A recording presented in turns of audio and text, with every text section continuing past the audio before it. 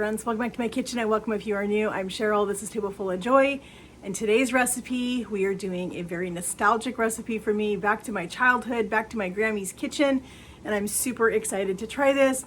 I found this recipe on Pinterest, of course, that's where I found a lot of my stuff, but my grandmother used to make this probably once every couple of weeks. It was one of my grandfather's favorite things that she made, and I love, just the smell of it is very nostalgic to me. But when I saw this new twist on it, I was like, I have to try this. I showed my husband, he was excited. We've been waiting for a chance to be able to do this. We've had other things going on. This is the first chance I've had to make this dish for him. So I'm excited about this. We are making Salisbury steak, but we are making it with a twist. And I'm excited about this. We've got our ground beef going over here. We've got our potatoes already boiling, so those are ready to go. You guys know how to cook ground beef. You know how to boil potatoes, so I didn't need to show you that. I want to show you how we're going to take Salisbury steak and take this to a new level and make this something incredible. So I'm excited about this. How many times can I say excited? So we've got our ground beef. We are going to get some mushrooms put in our pan. We've got one packet of mushrooms. We slice those. We're going to get those added in to our ground beef. We're going to get those cooking. We just need to get our mushrooms nice and soft. That'll take about probably 5 or 6 minutes to get them to cook down. And then we have a few more things we're going to add to that. While that is doing its thing, we are going to mix up some other ingredients that are going to go in this. So let's get these mixed. All right, friends, we are going to put in 1 can of cream of mushroom soup into our bowl.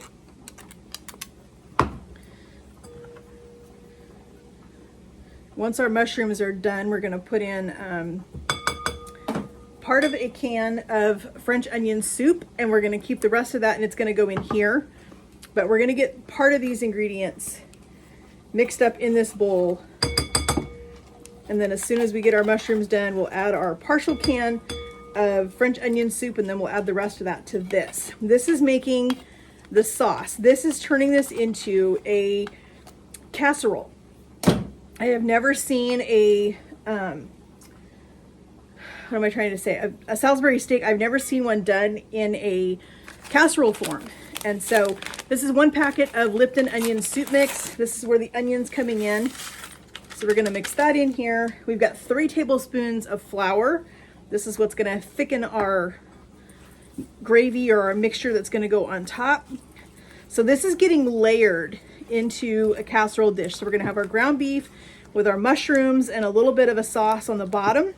It's gonna get a can of French style green beans. I like the kind with the onions and bell peppers in it, so that's the one I got.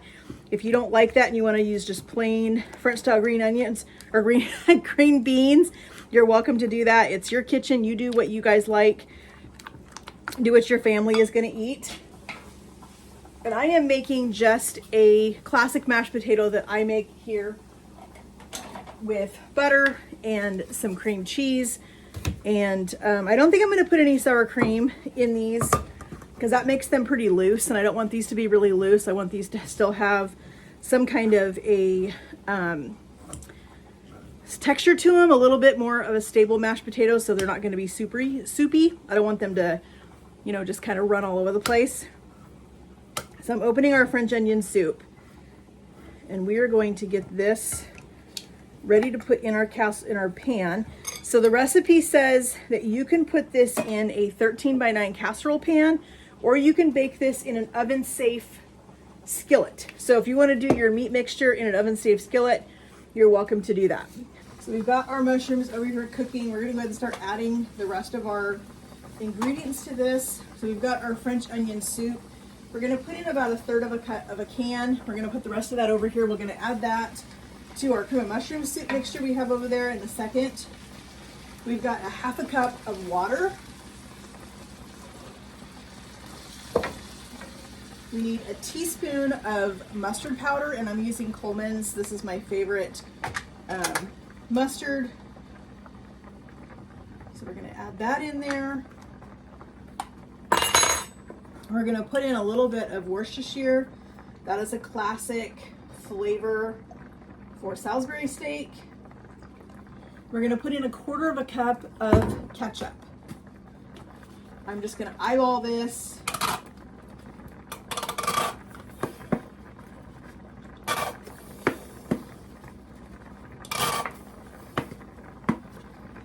Don't want to have to go get the other bottle. I think we're just going to pull the lid off. There we go. That's what I needed to do. All right. Luckily we have another bottle in the pantry. So we're just going to mix these together. We're going to get our mushrooms nice and tender. We want these to be all soft and delicious in here, mixed with all of this wonderful sauce that we're making in our pan. I'm excited to eat this tonight. It already smells like Salisbury steak to me. I already have that smell in my nose. Reminds me of my Grammy's kitchen. I love finding these older nostalgic recipes from back in my childhood and finding new ways to do them, find something new to do with them, and kind of make them with a little bit of a twist. And I think that's what this has got the vibe of. So we're gonna let this cook for a few more minutes, get those mushrooms soft. We're gonna get the rest of our French onion soup mixed into our cream of mushroom soup. Let our potatoes finish cooking. This is gonna come together super quick. So we have the leftover, the other 2/3 of our French onion soup. We're gonna put that in here. Let's give this a stir. It already smells so good.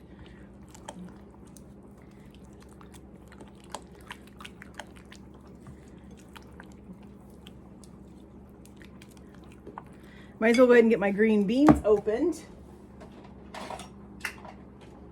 Now I decided to do mine in a cast iron skillet because I know that's going to be oven safe, so I can get this all put together and then I can put it in my oven and cook it directly in the same pan, so I'm not dirtying up a ton of dishes, because I was just not looking forward to, cooking the ground beef in a pan and then getting a casserole dish out and doing all. If I can use the same pan for something, I'm gonna do it. All right, I think we have this open. I need to go drain this because I do not want all of this water. All right, friends, we have got a good start on what we need to do. We're just waiting for our potatoes to get done and our mushrooms to get finished up. All right, so our potatoes are soft. We're gonna go ahead and put in, I've got quite a few potatoes in here, so I'm gonna go ahead and put a full stick of butter. But I'm gonna cut it up into a little bit smaller pieces so it's gonna melt a little bit quicker. We're gonna leave our lid on for a couple minutes with our butter and our cream cheese in here, because I want these potatoes to steam a little bit. I think I'm only gonna use about half of this brick of cream cheese because, like I said, I don't want these potatoes to be super soft or very mushy. I want them to still have a little bit of firmness to them so that they're gonna sit up on top of our casserole.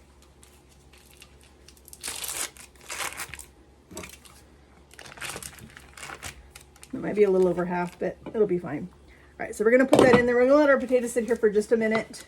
Let that butter melt, let that sour cream, let the cream cheese soften, and then we're gonna come back and mash our potatoes.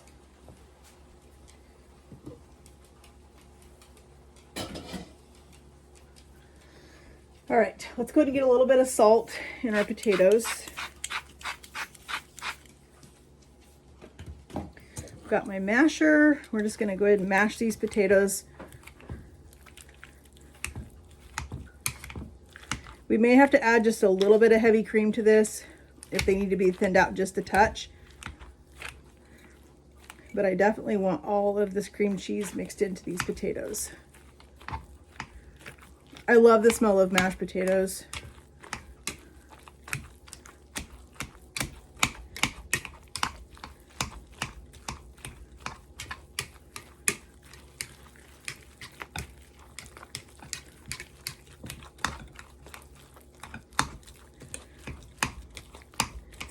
I think I do need to add just a little bit of half and half.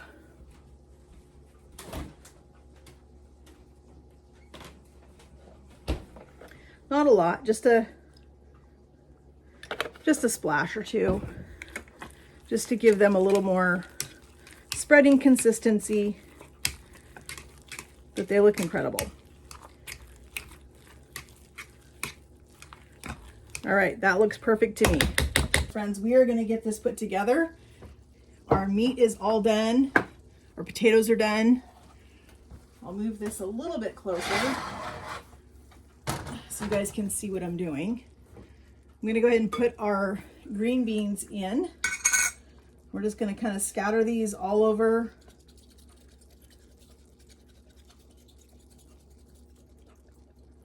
I love that this is a one pot type of thing. I mean, other than, like I said, cooking the mashed potatoes in a separate pot, if you wanted to save time, friends, you could totally use an instant mashed potato if you want to. I typically don't use instant mashed potatoes if I don't have to, and I had the time to make fresh today, so I did. But by all means, you do what works for you guys. So we've got our sauce, and I'm just gonna really carefully pour this sauce over the top of these green beans, because I wanna make sure that this sauce has good coverage all over our casserole. And we can use our spatula to kind of spread it, because this is what's going to act as our gravy. You know, Salisbury steak has gravy. We want to have plenty of gravy, because let's face it, friends, it's all about the gravy. At least that's what I think anyway. That's the kind of family I was raised in. We were meat, potatoes, and gravy. That's how I was raised. It was, my grandfather was a cattle rancher, and so it was always meat and potatoes and gravy was big in our house.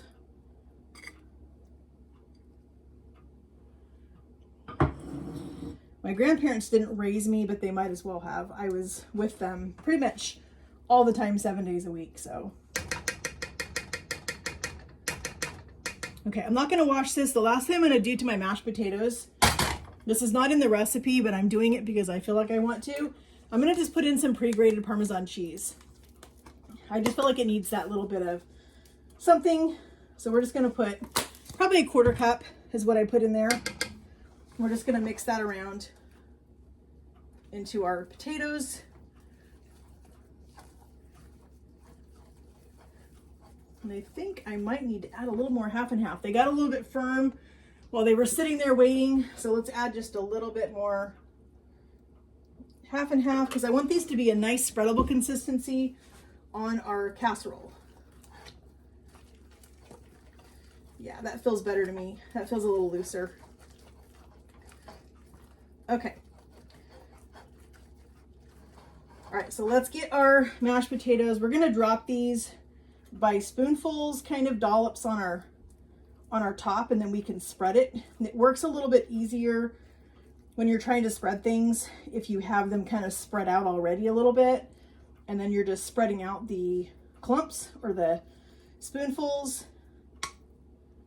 But I'm telling you, friends, this smells just like my Grammy's kitchen. That is the vibe I'm getting from this. And I love that we are going to get that kind of that caramelized effect on our potatoes as they brown. I want to give some nice little peaks to our potatoes. There's another casserole that I do that was my grandmother's. I did a video for that one quite a while ago, actually. She called it a green bean casserole, and she did the same thing with the potatoes. She liked to have all these little peaks on here so that you get that nice brown texture on those potatoes, and it just makes it super, super, super good. All right, this is gonna bake at a 350-degree oven for about 25 to 30 minutes till everything is hot all the way through and everything is nice and bubbly. All right, friends, I just pulled this out of the oven. It smells incredible. It's extremely heavy, so I'm gonna lift it really quick so you guys can see it. And then I have to put it back down because it's a heavy pan, but look at that. Oh my gosh, friends, it smells so good. Cannot wait to eat this. I'm excited. So let's get it dished up. We've got our beautiful mashed potatoes. Our ground beef is down there. It made this beautiful gravy. Let's see if we can get this out of here without sloshing it everywhere. Get ready to come from this way. Just gonna put that right there. Friends, this just smells incredible. Smells like my grandmother's kitchen when she used to make Salisbury steak. That looks amazing. All right, friends, here is our Salisbury steak casserole. Smells so good. We're gonna go eat this. Hubby just got home. He's hungry, I'm hungry. Thank you guys so much for joining me in my kitchen as we made a fun, nostalgic recipe back to the 70s and early 80s with a Salisbury steak, but making it totally different, bringing it up to the new age, I guess you would say. But this smells super good. I hope you guys will make this recipe. If you do, let me know in the comments that you guys made it, what you think of it. If you have a classic recipe from your childhood, leave it for me in the comments because I would love to make it. I love nostalgic recipes.